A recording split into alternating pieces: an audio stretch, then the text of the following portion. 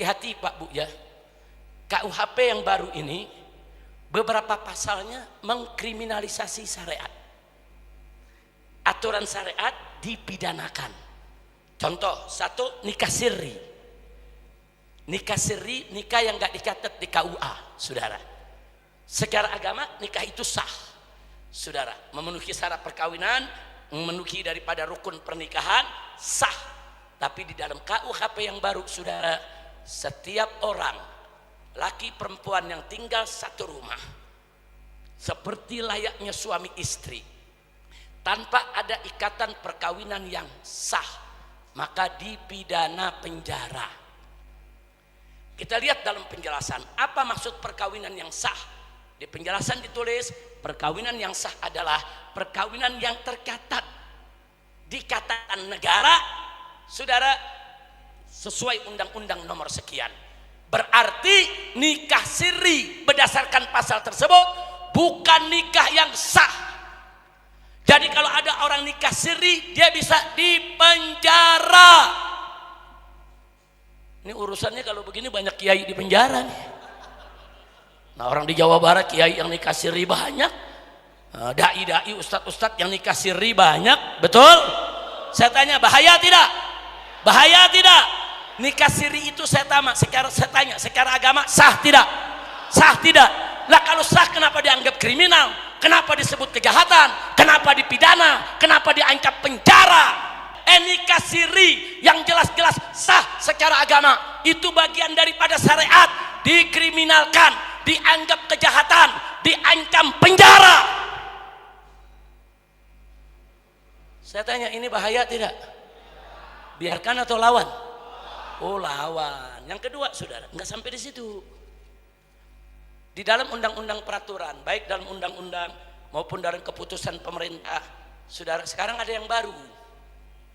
Kalau di dalam pilpres atau pileg atau pilkada ada orang yang melakukan, saudara, kampanye identitas, membawa-bawa sara atau mengajak masyarakat untuk memilih pemimpin yang mengajak masyarakat memilih pemimpin yang seagama dan menolak yang tidak seagama, dipidana penjara. Jadi ingat 2017 saya di Jakarta, saya serukan umat Islam, jangan pilih pemimpin kafir. Haram umat Islam memilih pemimpin kafir. Kita bawakan ayat Qur'annya, kita bawakan hadisnya, kita sampaikan di mimbar-mimbar. Nah, mereka pengalaman itu, mereka nggak mau itu terulang. Jadi mereka pengen besok kalau pilpres Indonesia calonnya yang satu Islam, yang satu kafir, nggak boleh lagi ada yang mengajak jangan pilih calon kafir. Kalau ada yang bicara begitu, tangkap. Bahaya tidak? Oh, saya nggak peduli, mau ditangkap tetap saya teriak, umat Islam haram pilih pemimpin kafir. Ini urusan agama, saudara. Ini urusan syariat. Urusan penjara nggak penjara itu nomor 2. Nah, yang begini nih pasal jahat.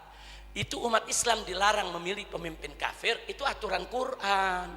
Berarti syariat bukan? Syariat, kok syariat mau dipenjara? Kok syariat dianggap jahat? Kok syariat dikriminalkan? Hati-hati, saudara. Yang ketiga, cukup 3 saja, saudara. Banyak kalau saya mau sampaikan. Yang ketiga, zina dan kumpul kebo, saudara, itu dijadikan delik aduan, bukan delik umum.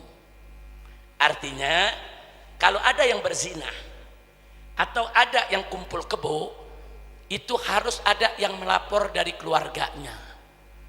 Siapa keluarganya?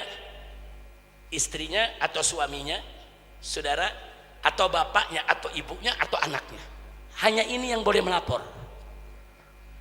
Di luar ini nggak boleh melapor. Jadi kalau tetangga kita nanti ada kumpul kebo, RT nggak bisa ngelapor, RW nggak bisa ngelapor, lurah nggak bisa bertindak.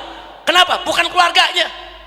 Jadi kalau nanti ada orang dari Jakarta tinggal di Lembang, kumpul kebo di satu rumah, bapak ibunya nggak tahu yang ada di Jakarta, keluarganya nggak tahu yang ada di Jakarta, nggak ada yang protes, nggak ada yang ngelapor. Orang Lembang kalau coba-coba menegur mereka, mendatangi, membubarkan orang Lembang di penjara. Bahaya tidak? Kurang ajar, saudara. Nikah siri yang syariat, dia mau penjara, saudara. Giran kumpul kebo mesina dilindungi. Ini aturan apa? Pemimpin Indonesia, Bapak Presiden, anggota DPR, ittaqullah, takutlah kalian kepada Allah. Ini Indonesia negara mayoritas muslim terbesar di dunia. Jangan lupa, Indonesia ini dimerdekakan oleh darah para syuhada, para ulama, para santri yang berjuang mati saat memerdekakan negara ini, saudara. Jangan lupa, umat Islam di Indonesia ini mayoritas.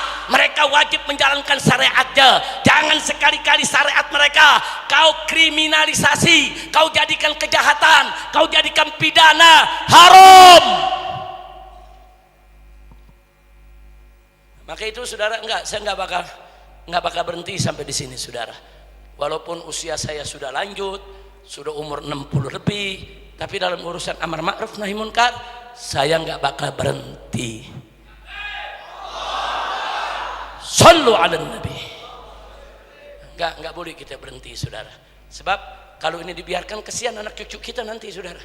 Bagaimana nasib anak cucu kita nanti kalau ini dibiarkan? Memang itu nanti semua akan semua umat Islam di Indonesia akan kita ajak berjuang. Saya mau keliling Sumatera besok, saya mau keliling Kalimantan, saya mau keliling Sulawesi, saya mau keliling di Papua, saudara. Semua umat Islam dimanapun berada kita mau satukan.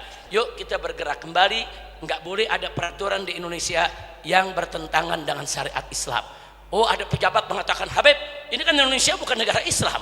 Kenapa Habib mau ngajak-ngajak orang membentuk NKRI bersyariah? Singkat jawabnya, Pak, Indonesia memang bukan negara Islam, tapi Indonesia juga bukan negara setan.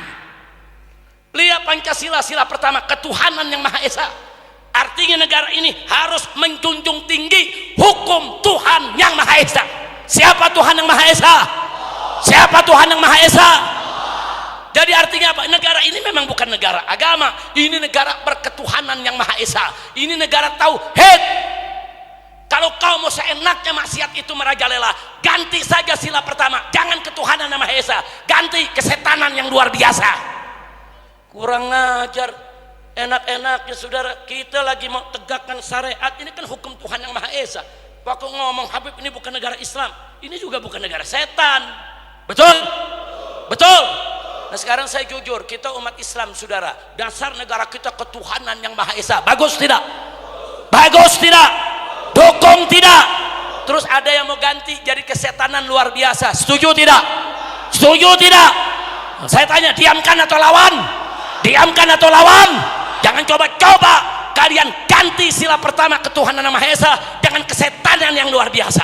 Saudara, enggak, sampai mati titik darah terakhir kami tetap akan berjuang bagaimana hukum Allah tegak di bumi Indonesia yang kita cinta, saudara.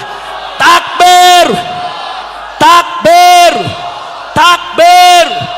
Sallu ala nabi.